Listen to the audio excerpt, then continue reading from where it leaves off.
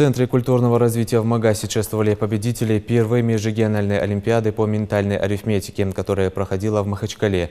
Ингушетию на соревнованиях представили воспитанники Центров интеллектуального развития. Участие в олимпиаде приняли 400 учащихся из 15 общеобразовательных центров со всей страны.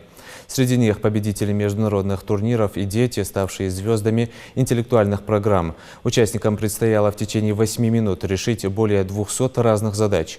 От Ингушетии соревновались 75 детей. Звание суперчемпиона, 10 первых мест и 14 вторых привезли юные математики из Ингушетии. Поздравила победителей начальник отдела управления внутренней политики администрации главы региона Тамара Мальсагова. Это, конечно, большое достижение для нашей республики.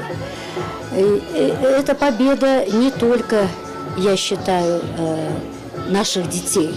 Это победа, конечно, и тех, кто стоял у истоков этого проекта.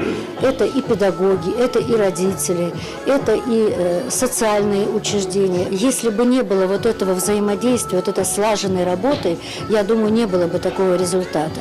И сегодня результат нас радует.